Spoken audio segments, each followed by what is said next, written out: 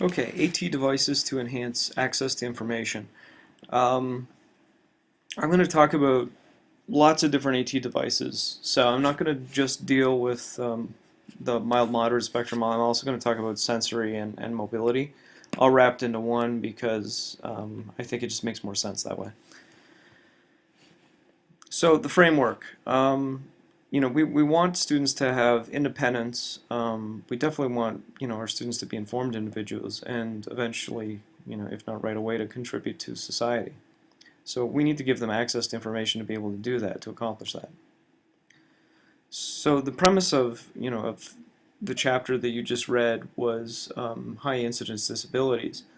We're going to talk about those and many more and how we actually have access to information. So how individuals can access information conveyed through computers, telecommunications, orally, and through print media.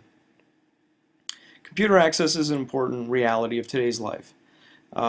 We can take text and we can manipulate it so people can see it and use it in different forms through computer access. So if we don't have computer access, it can be somewhat limiting, especially for the mild-moderate spectrum of disability. Um, in traditional model computer use, for how you and I use it, you have an input-output model. So you have a mouse and keyboard inputting data, and you have the output, the monitor, and other peripherals like a printer. So, but what about adaptations for individuals with physical, cognitive, sensory, and communicative disabilities? So that would be the high incident ones at the end. Um, Access can be gained through adaptations, one through the standard keyboard. So we can increase and decrease keystrokes. So we make the keys register only once if it's hit multiple times. So for instance, for an individual with spasticity, if they hit it multiple times, it only reads as once. An alternative keyboard layout, so for instance, putting in an alpha rather than the way it's normally laid out. So it's easier for a person to decode where things are on the keyboard. And sticky keys, so, for instance, for individuals that might only have one finger, um, they can click a key and it'll actually stick down. So to execute Alt Control Delete, those keys would stick down and register it as stuck. We can also add additions onto things like the keyboard. So we can add on key guards for individuals that that have drooling issues, things like that, or if they spill things frequently. Moisture guards also are convenient that way. So they're really a plastic overlay for on top of the keyboard that create this layer that it's not going to get between keys. We also have keyboard overlays that are high contrast for individuals that can't see regular contrast. So that's why you see a black overlay with white text because it's higher contrast, and the yellow one with larger characters on them. We can also talk about computer access through other different means. So trackballs, that's the first item that's there. Touch screens, so students that do direct selection by actually touching the screen because they don't have the sensory or mobility to go between a keyboard that's down below the actual screen and what's physically right there in front of them that they're seeing. And we also have joysticks. For individuals with limited mobility, we can use pointing devices. For instance, this young lady using a mouth stick to point and a touch screen. Hand pointers, so those are little additions onto one's hand to actually be able to point. So if I was missing all the digits on my hand, I'd have something that creates a pointing device attached to my hand. Head pointers as well, so what you're seeing here is a pickup or a relay, a reader, and a metallic dot is stuck to the individual's head who does not have mobility below the neck, and that tracks their movement with their head, allows them to hover over the characters on the keyboard and execute keystrokes. Um, Alternative keyboards also exist, so we have like these little thumb keyboards, these mini thumb keyboards. So just like you text on your phone, you can actually have a keyboard like this that allows you to text or to write text in this format. We also have certain overlays to help students and limit down their choices of items for software that we're using. So these are programmable keyboards, and then we have on-screen keyboards so the student would hover over the items to select.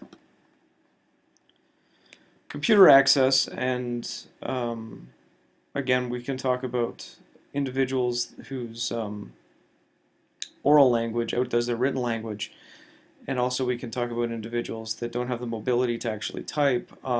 We can do voice recognition software to either manipulate the operating system of the computer, open programs, close programs, execute commands, or we can actually use it to write material. Okay, so what we do is we have them read material from the screen, and it encodes a template for their voice, and then when they speak, it should dictate with a certain amount of accuracy what they're saying. So there's a couple of different types of voice recognition. There's speaker dependent, which requires training and may not recognize other speakers. So that's what I just said. You go through this this sequence of events in which you're reading what's highlighted on the screen, and then it creates a template for your specific voice. And then there's speaker independent, which has preset recognition patterns, but usually has limited vocabulary. It's getting better and better as the memory in computers increases, but you don't have to do training on that one. You can just speak and it automatically recognizes. Environmental units in houses or environmental control units that help regulate temperature through voice, so you can speak commands. Those are speaker independent usually. You also have discrete versus continuous speech. So discrete would require a pause between words. It's an older system, usually doesn't exist anymore. Continuous speech, so for programs like Dragon Naturally Speaking, it's the equivalent of speaking normally without pauses, and it should be able to dictate what you're saying. There are many output devices that exist out there. So we have things like screen magnification, we have larger monitors, lower resolution, larger font size for people to be able to see with visual impairments. You have speech synthesis, so synthesized versus digital speech, synthesized being phonemes strung together and reused, and digital being a true representation of somebody speaking something that's been recorded digitally. You also have refreshable braille displays, so you've got little pins that pop up that represent braille, lines of braille that are attached to the computer system, so any line that's highlighted will refresh the braille display. You have telecommunications, again we're talking about accessing information, so sometimes information's over the telephone. So you have TTY systems that are a relay service. You call into the relay service, you're making a call to somebody who's deaf. They type out the message to the person who's deaf.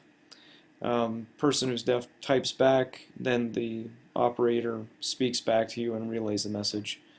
Very disjointed system of communication, but it's pretty much the only way we can do it right now. Although most people that are communicating with their deaf friends or colleagues usually use text on telephones now and just text each other rather than using TTY.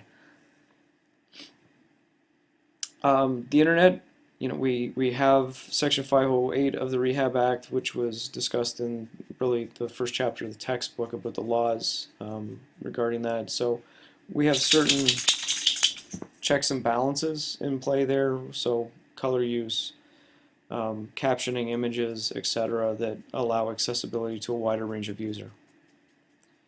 There's listening and print access that's also important, so we talk about hearing aids, FM systems, which are systems that you as a teacher would wear a transmitter. The student would either use a set of headphones or hook in to to their particular listening device, their hearing aid, as a shoe on it usually. And they wear the receiver, but they hear only you. They don't hear what's going on around in the classroom usually. We have note takers, such as this system, which are more versatile usually than a computer. Students can bounce them off the ground with limited damage. And things like digital tape recorders or digital recorders. So we have, again, accessing information, hearing aids. So this is a BTE, behind the ear hearing aid, for an individual to be able to hear. I'm not going to worry about the parts of a hearing aid. We have print aids. We have magnification tools that allow people to function while mobile. CCTV, so magnification systems that really project onto a larger screen what the individual needs to see, and tactical aids. So if we talk about optical character recognition and speech synthesis,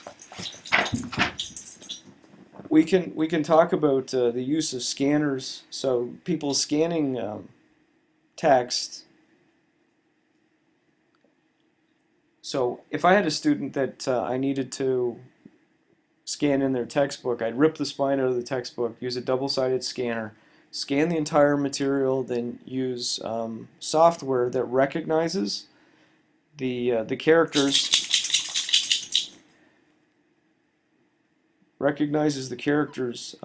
from the text and strings it together as coherent language, and then we'd use a screen reader to read that back to them.